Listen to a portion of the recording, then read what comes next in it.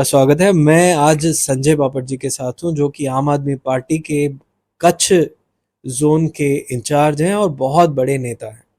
मैं आज ये प्रदेश कार्यालय पर आए और मुझे एक मौका मिला है कि सर से बात कर सकूं, क्योंकि एक इतने बड़े मुद्दे को लेके आए हैं जो मुझे लगता है आपको जानना चाहिए। गुजरात में किसानों की आबादी, किसानों की संख्या शहरी से लगभग लगभग दुगनी है, लेकिन जो किसानों के साथ होता है वो मीडिया में ना छपता है, ना दिखाया जाता है। ऐसी स्थिति में किसानों की जो दर्द है, एक ऐसे मुद्दे को लेके आए हैं जो सुन के मुझे भी आश्चर्य हो रहा है कि इस देश में अंग्रेजों के समय का जो शासन था, अंग्रेजों के समय की जो घटनाएं थी, उनको आज तक कंटिन्यू किया गया है। ये एक बहुत बड़े आश्चर्य की बात है। 1885 का कनेक्शन इस पूरी चर्चा में आपको मिलेगा। अंग्रेजों के साथ का जो कनेक्शन है वो इस पूरी चर्चा में मिलेगा। पहले हम समझने की कोशिश करते हैं। मैं अपने से कुछ भी नहीं जोड़ना चाहता, मैं उस चीज को आप तक पहुंचाना चाहता हूं जिस बात को लेकर संजय बापट साहब यहाँ पर आए हैं। संजय सर, आप बताइए कि क्या है पूरा मामला, कैसे किसानों को लूटा जा रहा है। नमस्कार अनुप जी, हम कच्छ से आए हैं और कच्छ के साथ साथ गुजरात के ऐसे 14 जिले हैं जो पूरे जिले के सभी किसानों की बात आपके साथ शेयर करना चाहते हैं। हमारे हर जिले से आज एक एक दो दो प्रतिनिधि भी हमारे साथ किसानों के लीडर्स हैं, जो वो भी हमारे साथ आए हुए हैं अहमदाबाद अपने कार्यालय पर। और आम आदमी पार्टी के हमारे माननीय ईशुदान भाई गढ़वी, मनोज सोरठिया जी और हमारी लीगल टीम ने हमें भरोसा दिलाया है कि जो आप कर रहे हैं, जो किसानों की बात आगे लेके जानी है, जो लड़ रहे हैं, उसमें पूरी पार्टी आपके साथ है, किसानों के साथ है।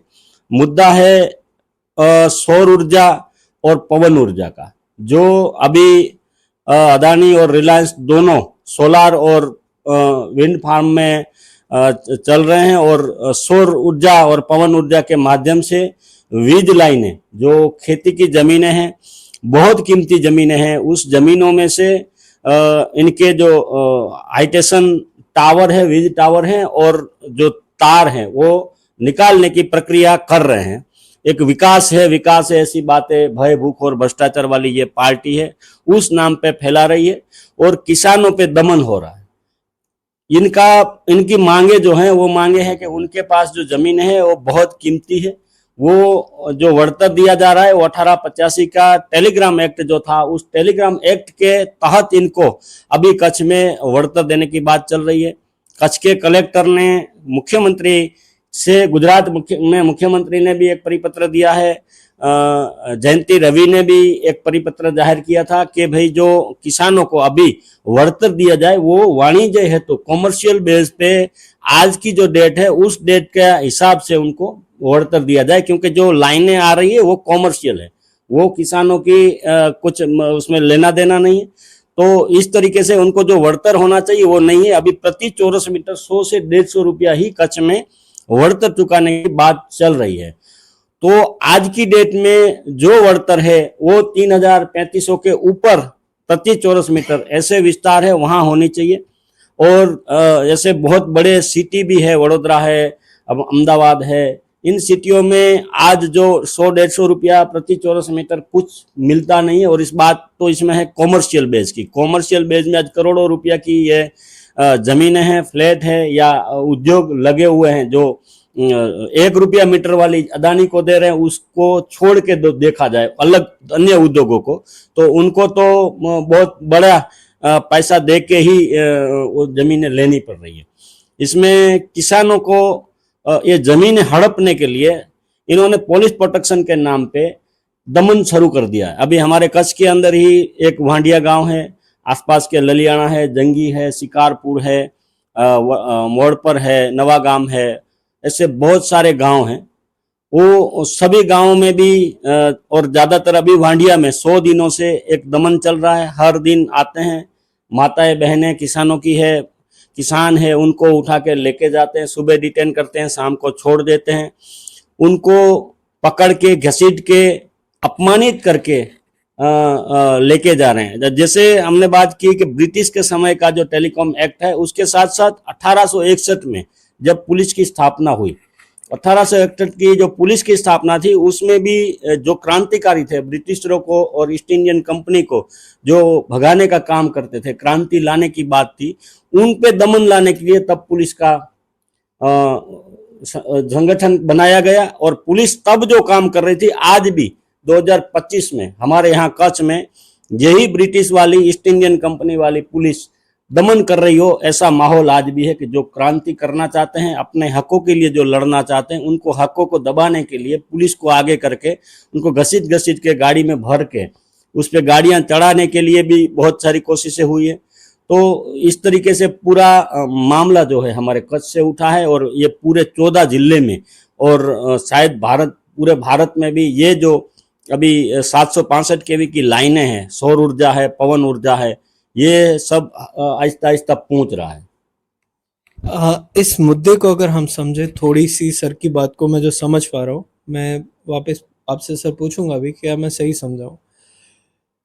मान लो आपकी कोई ज़मीन है और उस ज़मीन को मैं आज खरीद रहा हूँ 2025 में, लेकिन मैं आपको दाम दे रहा हूँ 1885 का, तो क्या आपको चलेगा? मुझे लगता है नहीं चलेगा। क्या ऐसी यही बात है सर?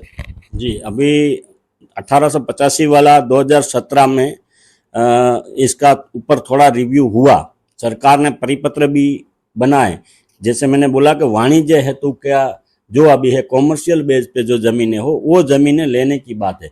लेकिन अदानी जो है, पावर ग्रिड, अदानी के अंडर में ही पावर ग्रिड अभी काम कर रही है, इनको सरकार है वो मुफ्त में ही हर चीज देना चाहती है, लोगों को नहीं देना चाहती। किसानों का पूरा जो वर्तर है, कहीं कमोसमी बरसात हो या कुछ भी हो, उसका वर्तर देने के लिए वो रेडी नहीं है। लेकिन हमारे जो अदानी है, जो साहब के करीबी है, उस बंदे को हर चीज मुफ्त में देना चाहते हैं।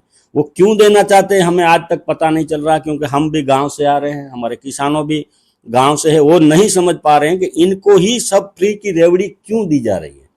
रेवड़ी की बात जब आती है तो जैसे दिल्ली में हमने बात हुई थी तब रेवड़ी रेवड़ी कर रहे थे, लेकिन ये अदानी को जब फाइनली एक सरकार इनको ही रेवड़ी दे रही है तो ये क्यों दे रही है, ये भी बहुत बड़ा सवाल उठ रहा है। और इन्हीं पे दमन क्यों हो रहा है, ये भी सवाल उठ रहा है।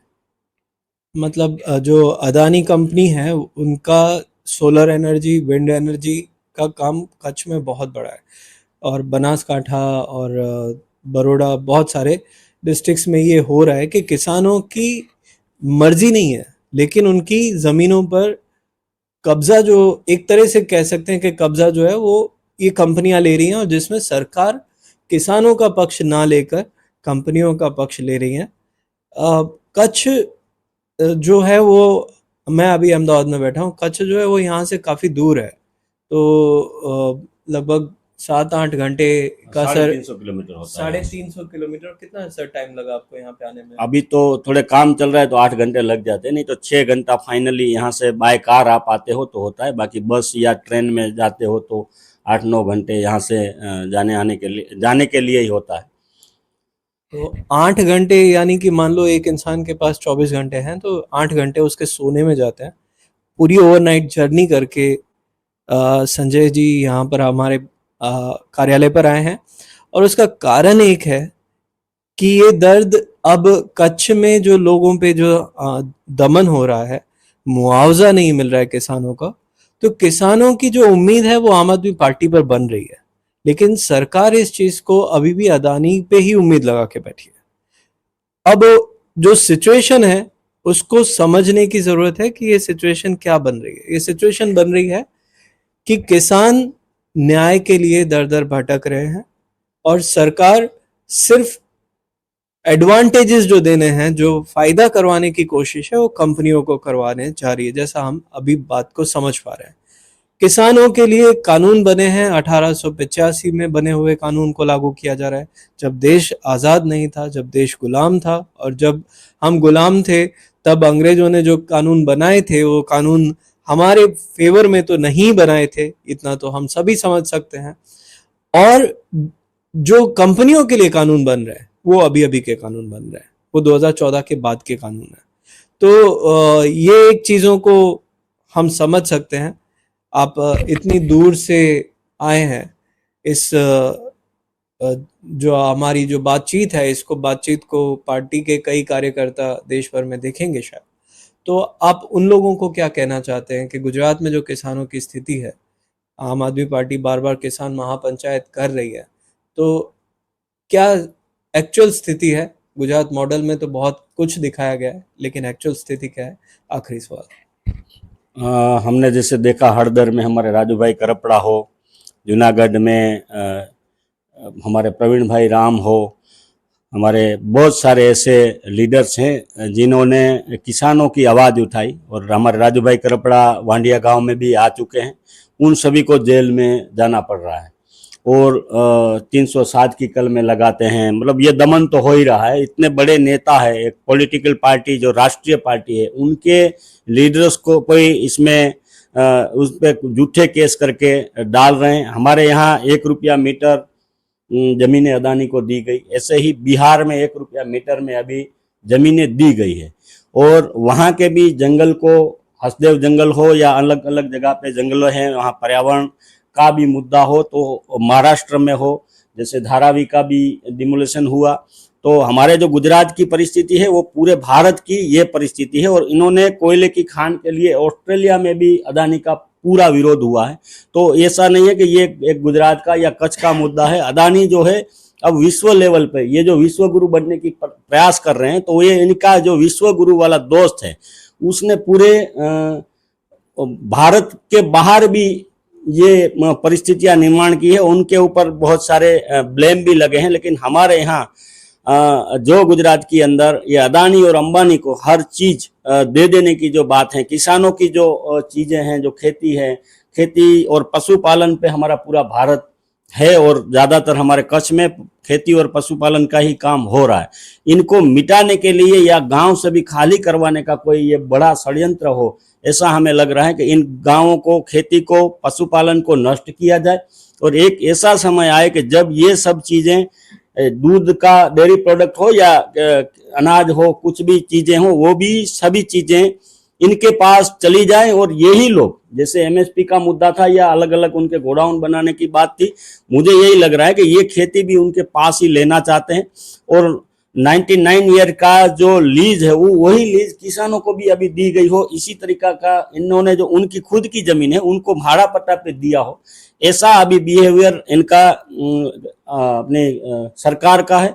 और पूरे भारत के लोगों का और हर किसान का यही स्थिति आगे चल के होने वाला है। ये मुझे अभी से भविष्य इनका सभी का किसानों का धुंधला लग रहा है।